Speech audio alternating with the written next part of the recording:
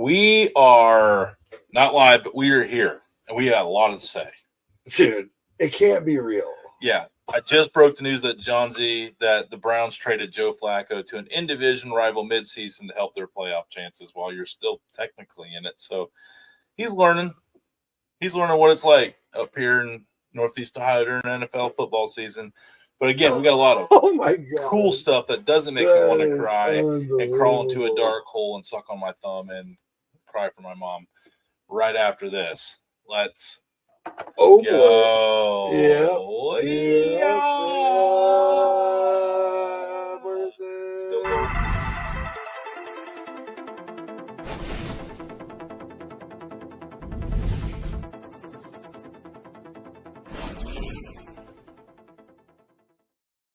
I mean, what do you do?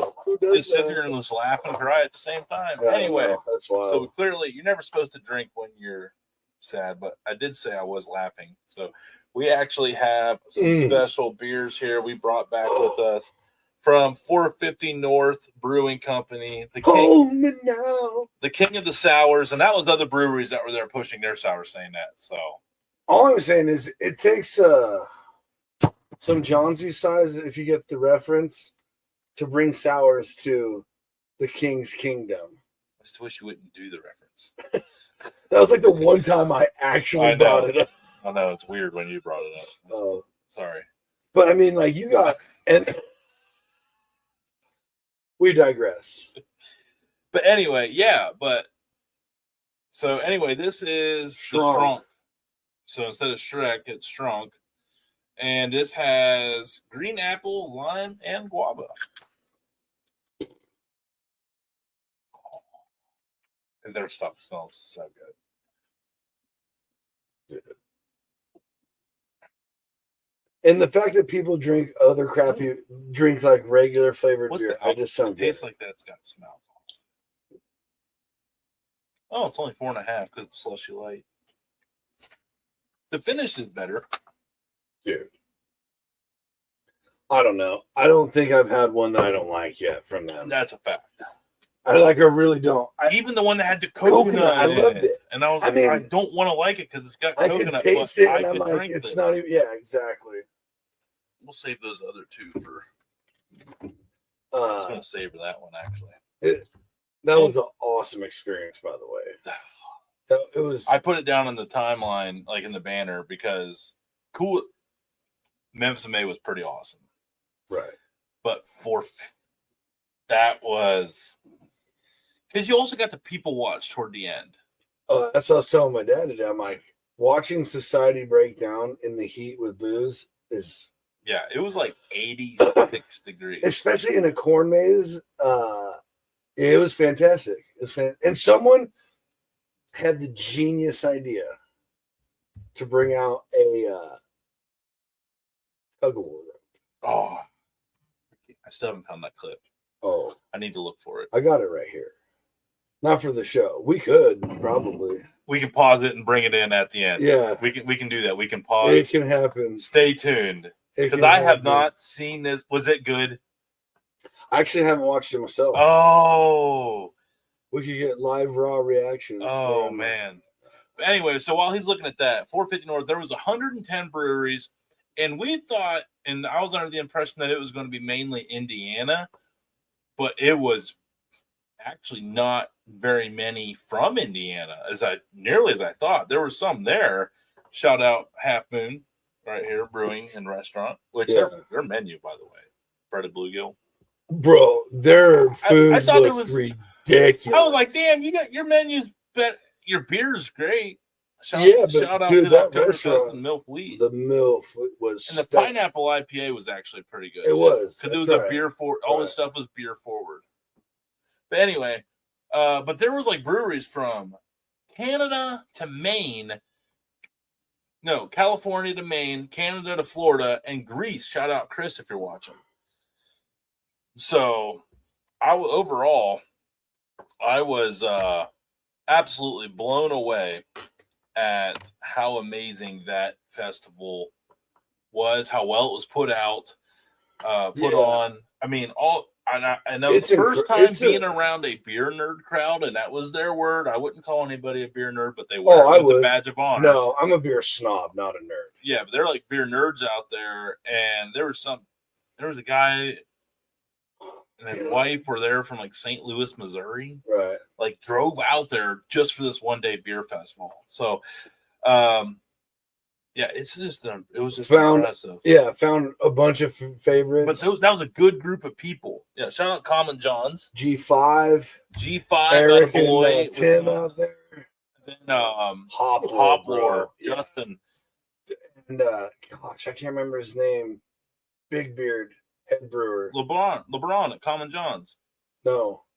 The bearded guy head brewer at Hoplore. Oh, I remember.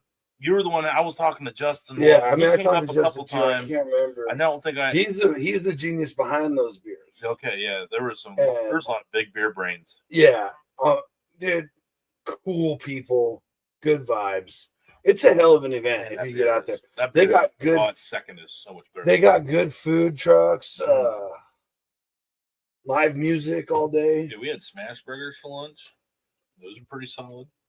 I wish I could remember the name of the truck because they were pretty solid. They were pretty solid. I forget. They would know who they are. Put it in the comments. Someone knew him. One of the breweries there knew him. Couldn't tell you. Yeah, there's sorry, folks. Yeah. Sorry. We were too busy trying about 50 different beers. But anyway, shout out to 450 North. Man, Lauren, thank you for the invite. Yeah, we greatly appreciate it. Les, our homie, thanks for hooking it up. So yeah, on to the next one. It is time now. What do you want to go to next? Let's do fair or foul. Fair or foul? Interested in what you got. A lot of foul. Oh boy, a lot of foul. Oh boy, is that a prediction or you stall it on that? Yeah, because I got in the rhythm here and I went with the theme, and the theme is, I'll show you. Where is my work cell? I forgot about that Christmas blend up there. Oh boy, here we go. Okay, instead of fair or foul, this one's going to be fart or foul. Okay.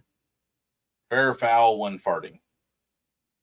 Okay. So, yeah, I know. Because we were in a car ride together, and at one point I looked at you, and I was like, I love you because I'm holding in the big, and I'm like, that's really nice of me. And then I was like, so I was just sitting there thinking of funny moments from the weekend that we could tie in, and I was like, let's do a farting etiquette themed one. It's important. It's important. Everyone's afraid to talk about. I am not. No. I love the flatulence. I still giggle like a little boy. Let's rip it. Oh. All right. I think this first one's pretty. This one, okay. So, Johnsy, fair or foul? Right. You didn't give a warning before farting inside of a car. Fair or foul? I mean, that's situational, man. In general, let's just say no retaliation. You're the first one to do it. Everyone's riding in the car, minding their biz, and you just. If you know what's coming out, okay. That's a foul. Okay. Yeah, if you know what you're about to unleash, then you're doing it on purpose. Second question, plot twist. They did it to you first. Oh. All day long. Yeah, we got sound effects, folks. Yeah, that's what I told you. It makes me every time like a little boy. Oh man. Okay. You did it. I'm like before I even read this one because I was giggling typing this one out. Okay. Johnsy, is this fair? Oh boy. Or foul? Farting beside your wife while checking out at a store, then disappearing to the cart return and letting the cashier think it's her. That is fair, bro. All this fear and love more.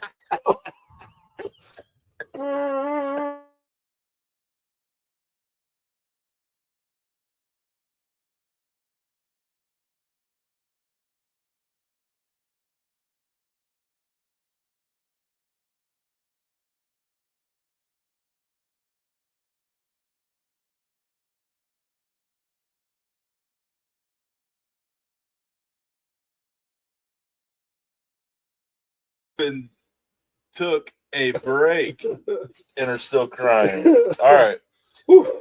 All right. So it is fair AF. Johnsy's words, not mine. All's fair in love and war. Farting beside your wife while checking out, then disappearing to the cart return and letting the cashier think it's her. And I would argue any member of your family. Yes. Oh, you definitely got to do it to Your children. Yeah, when they're that grandchildren. That day will come. But that's why I can do this. My kids will look at me like, my dad did it. And they'll point at me over there snickering in the cart return. I was going to be like, yeah. All right. They really got to learn snitches get stitches. Yeah. We're working on it. Fart on a homeboy is a practical joke. Yeah. Like you put your butt on their leg and fart on them or something. That's so foul. I would blow a gasket trying to hit that whistle. I think it's funny. Like, it's fair to do the trick on the wife at the cashier, but you're like, no, absolutely not. Anything, this is going to sound terrible, but any butt stuff you come at me with, it's going to change our relationship forever. Blanket statement. And there is a point where the relationship changes from us being knowing each other to you being unalive and me being your unaliver. So just fair warning, everybody. We got that out. Fair warning. Speaking of warning, the last question of fart or foul is give proper fart warning, but still do it anyways. Oh, I mean, yeah. Like it's like really rhetorical. It's like I don't even really care. Shouldn't be on the list. Hey, I'm about to fart, and then you're just like, I don't really care if you give me the blessing. I'm doing it anyway. So does that make it fair that you give the warning, or is it still foul that you did it without consent? Again, you know what you're packing at that moment. If you're dropping chemical warfare, and you're just like, hey, by the way, I'm dropping an atom bomb. That's a little. Yeah. You don't want to catch me after eating a bunch of dairy and me just be like, oh, hey, I got to fart. Sauerkraut day. Yeah, it's not going to be great. Man, I had clapping cheeks after on the farts, like when you blow, it's like. That, definitely not. I know, I'm realizing that term is used in a different world. Anyways, sauerkraut.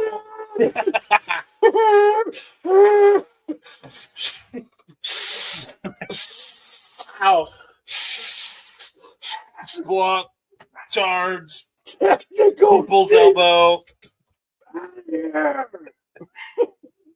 So that was it on fart or foul. The artist formerly known as fart or foul. But I thought that was fun. Fair enough. It's the Dude Network. We got to talk about farts more often. It probably should have. The etiquette should have been addressed sooner. Probably. Clip that part. We do need to talk about farts more often. Yeah, I think there needs to be some dude laws in place. You know what, Johnsy? That might be a video series. Write it down. Write it down. Dude law series. Boom. Circle. All right, what are we doing next? I'll take it. 2025 fantasy football recap. I am so excited for this one, folks. It was a huge week for Johnsy again. As it went last week. Lowest points of the week was scored by not me. Branch Sauce, who's surrendering his lineup apparently for the year for missing the draft. He's now falls to 2-3 and in eighth place out of 10th, losing to more studying Needham, who still scored an impressive 129.85, which would have got him a win against all but 3 teams last week. Southweezy Warrior, defending champion, just bad luck. Browns. Man, he's not. Yeah, I don't know what's going worse for him, the Browns season or his fantasy football season, because he's still up 122 points, but was off by the number 2 ranked team and now in the league, Dirty Jersey, improving to 4-1 with 134.95. Our top point getter of the week. The number 2 point getter of the week was Roland Doobies, 132.3, and he needed more. He needed only 99 because Johnsy had 98.65. Still not falling to 0-5 on the year. Perfect record, baby. Perfect record. It takes a lot of emphasis and effort to be that perfect. Moving on, our closest game of the week was won by Hanford Pigson. Ooh. Improving to 2-3, getting up into 6th place. 117.6 over Damon's Finkel's Einhorn, who falls to his 4-1, getting his first loss of the year. Is there anybody undefeated? No. Okay. He was the last one. So. Yeah. And you're new. First place team No. in the 2025 No. Dude Network Fantasy League is I will punch you in the face. Is me. As I absolutely took Texas to the cleaners, Ohio beating Texas for not the first time this year. 131.5 to 109. Capped off by that sweet acquisition of Travis Kelce getting a touchdown and 15 points last night in my tight end spot. I should have took him. You should have, and I told you should have, but you didn't, and now you did what the Browns did to the Bengals. You helped me to the promised land. Thank you, Johnsy. That's what teams do. Rose was a good homie. I let a man who had a shot take him. That's right. Hey. Anyway, battle of first and third. I got Finkel's Einhorn this week, me versus Damon. I got to set my lineup. I got some points down. Nombre going against Hanford Pigson in the 5 versus 6 middle of the road matchup. That's a big matchup. So wait a minute.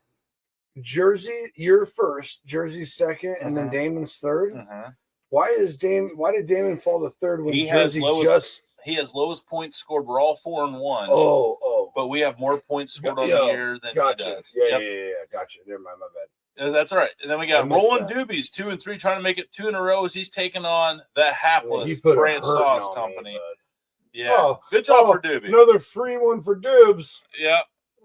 I don't know. 132 would have got him a win in a lot of those matchups last week. Johnsy, you were going against South Wheezy Warriors. Hey. I got a chance. 9 versus 10. Problem is, he's had some good weeks. He's like you. You guys are both having a bad luck. Bro, I have had some killer weeks. I've been getting like 20, 30 more than my projected. It's just everybody I play gets 10, 20 more than me. You actually have the second lowest points scored in the league, but second lowest? You have the 4th most points scored against you in the league. Yeah, your points score is 515. You're ahead of Branch Sauce. And that's good news. I suck all around. Cool. This is great. Yep. I hate to bust your bubble. You're really clinging to that there, but I wanted to pop it. Dirty Jersey taking on There we go. And motor studying needing 4 versus number 2, 4-1 versus 3-2. That is also. You mother effers, dude. Coming right back immediately. Yep. That's right. I'm still like at 1 bar on my Wi-Fi, though.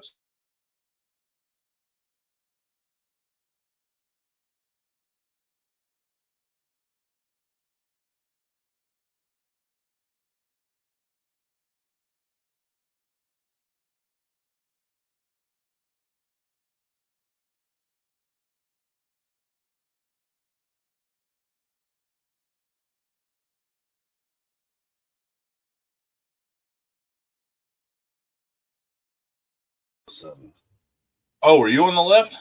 That is wild. No, well, I came back in. So were you on? Was this backwards? No. Yeah. Okay. Fixed.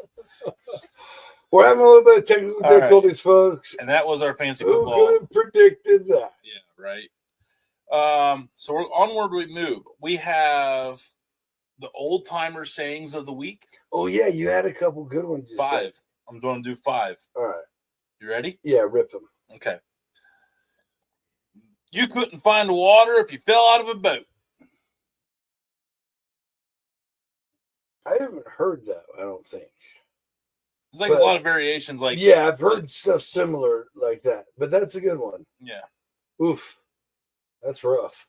When you're out looking for something and you can't find it, and it was right on top of you, if that were a snake, you'd be dead. You mean, yeah, I say that one. Yep. If that was a snake, I'd be dead. Yep. This is a classic. Shit in one hand and wish in the other, and tell me which one fills up first. Love it. Love that one. Love it. We need to bring that one back to society. I want this. Well, yeah. Start pooping in one hand and wishing in that one. See which one fills up faster. Yeah, it's fine. I Jiminy Christmas. Yeah. I want a lot of things too. Yeah, I wish for shit all the time. Good night. Colder than a witch's titty outside. Love it. 100%. 100%. Couldn't hit the broadside of a barn. Yeah, I don't like that one as much. People try and say that to me all the time. Oh, well, don't miss. I don't, though. It's like you with my knives. Ugh, another dull knife. Thanks, Johnsy. Couldn't even cut. Actually, I vented to Rudy about that. Shout out, Rudy. You made it to the show. Yeah. It's not my fault I couldn't cut through butter.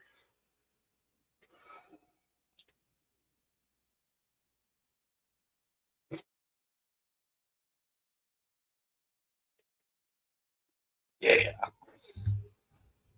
It's just so offensive because I take care of my knives and he literally doesn't even know how to use them properly. Rant done. I showed you how to use my cheese knife today. Actually, that is a nice knife, dude. That thing's kind of cool. Yeah. No, you have good knives. They could be better. I'm telling you, mine are just cheapies off Amazon. I just know. I just keep them tuned up pretty well. Pretty good.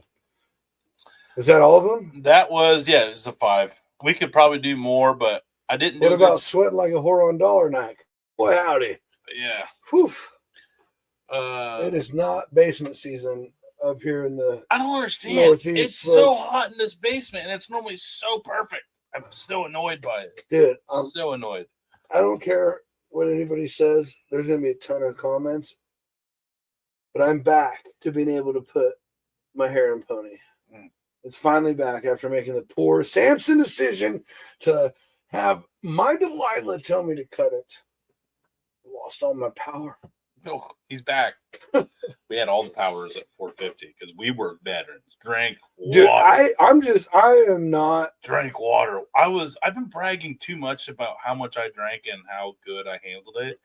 But damn it, we crushed the strategy of a beer festival. It's a section of the maze we'd walk through. We'd come out, and then it would be. You'll see the video. Currently working on it. It would come to a big opening that there would be the spot with all a group of breweries right there. And there was like, I don't know, 7 or 8 different ones, like Cat or Black Cat, Bat, Pumpkin, all Halloween themed, obviously. There were 6 of them. The first thing we would do is locate these big black plastic tubs because those were full of mini waters. And we would immediately go get one. I would put one in my pocket just for in cases. And then on the way out, we would get one. And it was, look, all I know is Tony and I didn't tramp through any corn. We didn't partake in the tug of war. We didn't challenge anybody else to a tug of war. We didn't scream at a single person because people were starting to get a little. It was kind of. People were like defensive for no reason. Right. Yes, exactly, for no reason. And the only thing that did happen is we were assaulted at the end, sort of. Yeah. Yeah, zipper down, dude. Stout stain. Listen, there was a guy. No names. You know who you are. Yeah, we don't even know your name because we didn't want to know your name. Dude, he was playing it cool. He's why people think beer festivals are a bad idea. Yeah, he was a guy that probably shouldn't have had a VIP ticket. There should be some kind of screening process. So he's like, I'm trying to light a cigarette in a non-smoking zone and can't get it to light, so he just lets it hang. He's wearing a white shirt with stout stains, like here, or what I'm and like here. So not like one thing. There were multiple instances, and one was like, yeah, There was 3 different instances to get these distinguished because they were all a different shade of brown. So it had to be 3 different stouts. But and the only comment, what if he was doing it on purpose? Like, only, I'm trying to make my own tie-dye. The only thing I really remember is him aggressively yelling that his old lady is hotter than ours. And first off, we don't call our ladies old ladies. That's offensive. Number one. OLE or OLD. Don't do it. Number 2, if you have to aggressively abuse someone over it. Yeah. Yeah, clearly you're convincing yourself at this point. Lied about his age. He said he was 49, then he said, I'm just kidding, I'm 44. I don't even know why I said that. I'm not sure why you're saying any of this to us, but Oh my God. Man, the breakdown of society was awesome. It's awesome. Absolutely. When they start losing their sense of humanity, especially in a cornfield, it was adults of the corn, not children of the corn. Yeah, it was fun. Speaking of land and corn and stuff. Yeah, that was where I was getting ready to go. Oh, let's go. Tony. Did you see the Woolly Bear Caterpillar color schemes I sent you today? Huh? Apparently, remember I was like black was like bad. We were wrong. Brown's bad. No. Oh, where the pattern is at on where it's at is the folklore. So if there's a small orange strip in the middle and black on the both ends. Oh no, that's what Kim had. Harsh winter. Yes. Yes. So if it's almost all orange with 2 little black pieces at the end, it's a mild winter. So if the orange, see, here's where I have questions. I guess they're putting the head on this side. So if the head is black, but the back end has a little black and then it's orange patch, mild start, harsh finish. Whoa. And typical winter is equal black, orange, black. And then harsh start. Wait, what was that one? Finish. What was that one? Here. Black, orange, or brown, orange. Here. Here's the. Okay, so Kim's was like, oh no, see? Yeah. Typical winter? Yeah, it's all mild and typical. You suck, caterpillars. Stupid woolly bear caterpillars. They're not stupid. They're actually really cool. Yeah. They are really, really cool. So anyway, but speaking of acreage where we were going before that, right. I was going to the article. So apparently all you really need is 1 acre of land to be self-sustaining, Johnsy. I mean, I think I could do it. Maybe. Yeah. How you can be sufficient on a 1/4 acre of land. Whoa. I had AI break this down a little bit more for us. Okay, so it says, or perhaps even 1/10. What? Oh yeah. No. So yeah, this is where's the half acre? Because I have a half acre. Right here. This is it. I got it. Okay, let's go over yours because I don't like. I mean, it was a cool idea, but mine goes over really no details. I mean, it had like they're all like in like fuzzy like background. According to AI, here's a practical numbers first way to think about true homestead self-sufficiency. All right. So this is for a sample for like a 4-person layout, what you grow, raise, the infrastructure you would need, and a 3-year ramp plan. All right. So per person, food, basic heat, and some energy, right? How much land? Plant-based, no livestock. 0.2 to 0.4 acres per person, it says. Per person. Yeah. So we have 4 people, so we need 0.8. So you're not going to be self-sufficient. No. Kids ain't going to eat. Hey, false. You can grow on your roof, bro. Ha! That is true. And in your house. Bro, I will break these rules. I will find a way. Okay, so it says intensive staples. Orchard berries, you likely still buy oil, salt, and maybe vitamin B12. So, whoa, significant jumps. So, omnivore with small livestock like eggs, dairy. So more like not cows, but more like a goat or what, however you're doing it like that. So you'd grow veggie stables, a little bit orchard, some poultry, goats, and a small wood lot. You would need an acre to 1.5 acres a person, according to AI. And then omnivore with a family cow plus pigs says 1.5 to 2.5 acres a person. Because you need pasture, hay, obviously. Right? Well, but you don't need that much room for pigs. Trust me. I'm telling you, one cow on 1 acre. Oh, that's not much. No, that's rough for that cow, that bro. That cow's going to be eating. Yeah, that's why. So that's why it's saying. That's why it's saying. Oh, where are we? So that's a family cow, and some pigs, and that's 1.5 to 2.5 acres a person. They're saying, not a cow per person. And here's my problem with it: like, you can't do anything with a cow because you have to harvest the cow. You can't milk a dry cow. So you'd have to inseminate the cow. Then you'd have to give birth to the cow. Then what do you sell the calf right away? Then you just have a cow. And then what? You're eating like veal. Yeah, but it's foolish. Yeah.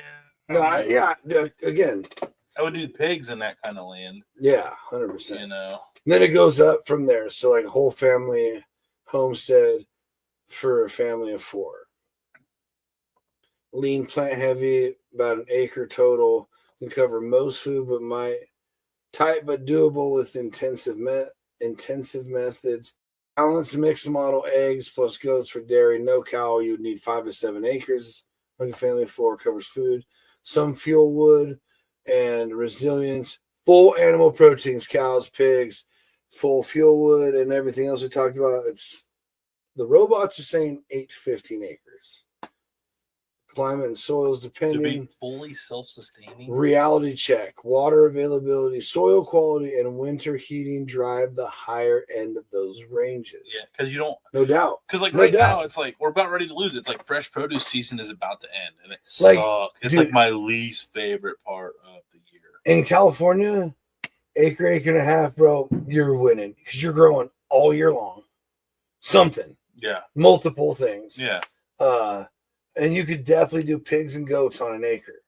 Pigs don't need much room. Yeah. See, in my situation with like fishing and deer hunting, I feel like I could bypass the meat. Right. So I could do just the grow your crops. Now, the problem that you get into is like if you need like flour and stuff, because it's really hard. Like you got to grow corn to make your flour, then you got to be able to make the flour. There's wheat. Yeah, wheat flour. Unless you're making corn flour, I guess. Yeah, well, corn flour is standard flour. Negative wheat. Flour around here is like wheat flour and regular flour. No, all-purpose white flour is still wheat. Really? It's just bleached. Oh shit. Yeah.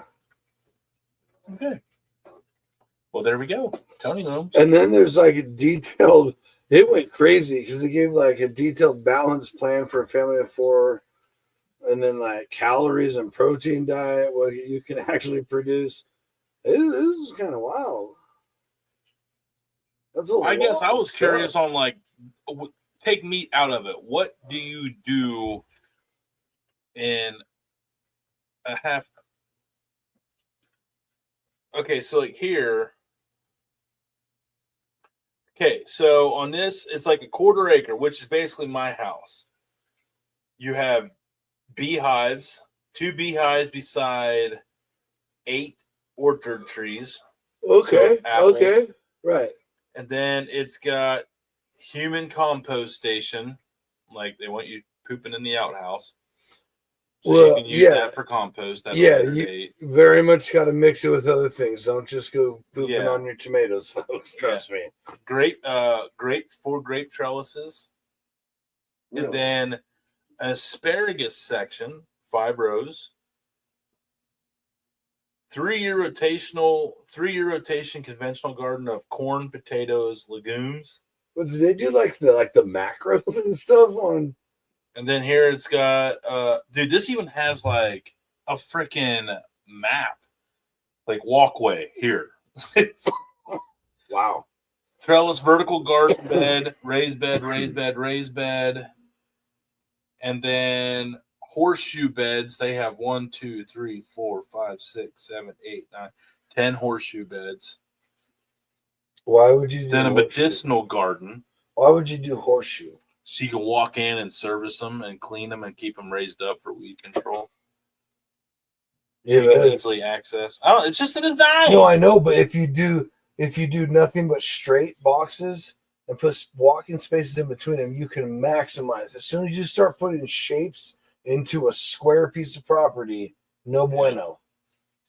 27-foot by 27-foot house, water tank. They have a barrel root cellar, partial shade, permanent trellis system. No, I already beat that. Berry that patch model. I already 1, beat that berry model. patch 2, cherry. They even have cherry trees over on the one side, along the driveway.